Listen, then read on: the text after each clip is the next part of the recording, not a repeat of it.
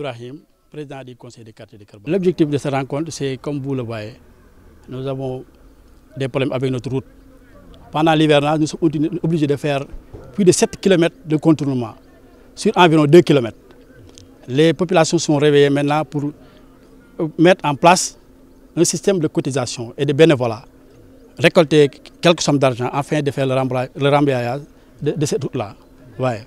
Nous vivons un état de délabrement avancé, cette route. Ouais. Chaque année, il y a des problèmes pour la traverser. Les gens font des tours. Et il y a des problèmes aussi au niveau avec les voitures.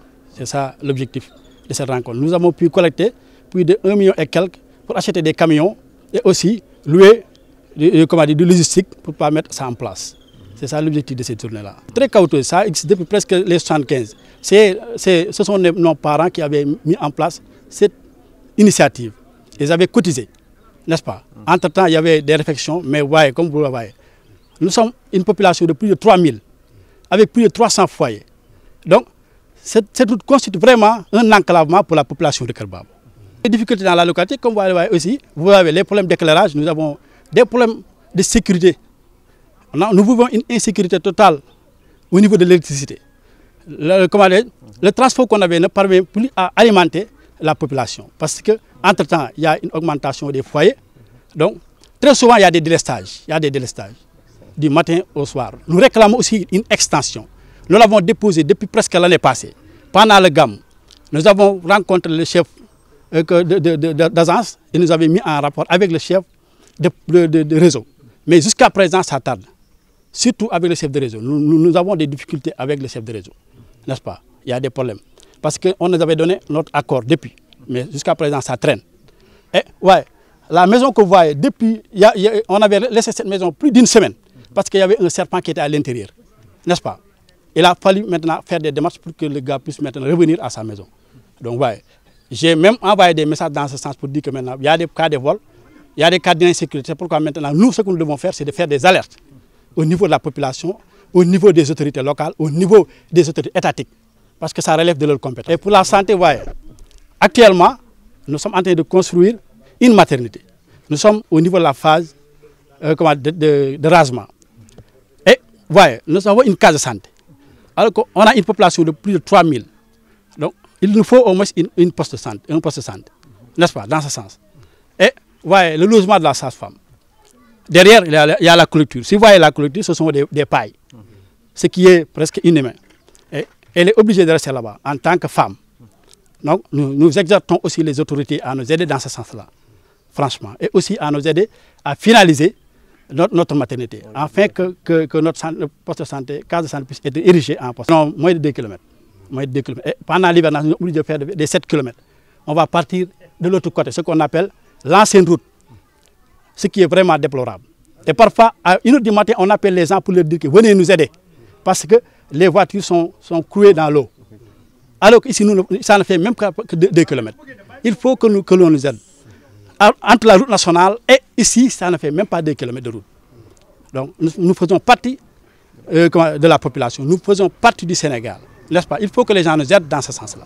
C'est ça l'alerte que nous lançons, c'est ça l'appel que nous lançons envers les autorités et envers aussi les autorités étatiques, n'est-ce pas? C'est ce message-là que nous voulons maintenant lancer pour aider aussi les populations à sortir dans ces désencombrements. C'est ça. Et aussi, il y a des problèmes au niveau des ordures. Très souvent, ouais, cet espace-là devait être embelli, mais s'il y a des ordures, on ne peut pas mettre quelque chose. N'est-ce pas? Ça devait être un espace public. Il faut que les gens nous aident vraiment dans ce sens-là. C'est ça, ce message-là que nous voulons maintenant. Tout va mal, la commune? Plus ou moins. Parce que 90%, si tout va mal, tout va mal.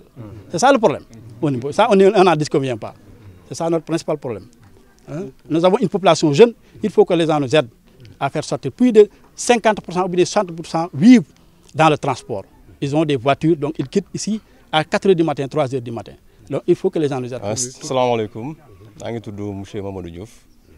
dëkk fii si Kër Baba Alima. daje bi li ko waral mooy dañoo am yoon boo xamante ni boo ko see taw oto du mënu fi jaar ndax yoon wi yàgg na ba pare ay kamb xóot a xóot ba bu tawee ndox mi oto bu ci jaar day yàqu jamono ne daanaka bu ñëwee bu tawee bu yenn taw yi oto yi dañuy obligé def ay contournement ñii di jaar côté Taïba Ndiaye ñii di jaar côté Séréer pour mën a ñibbisi ci dëkk bi te loolu ay conditions yu doy waar la ndax amul benn sécurité vraiment loolu moo tax tey ji population bi comme xaar nañ ci état bi xaar nañ ci autorité communale bi muy maire bi te depuis loolu amul réaction nit ñi nag ni xaaral ñu jéem a trouver solution d'urgence mooy fexe ba au moins ñu fatt kamb yi wut ay xeer def ko ci ba oto yi mën ci jaar ci nawet bi loolu moo waral effectivement tey jii yéen ñu woo leen.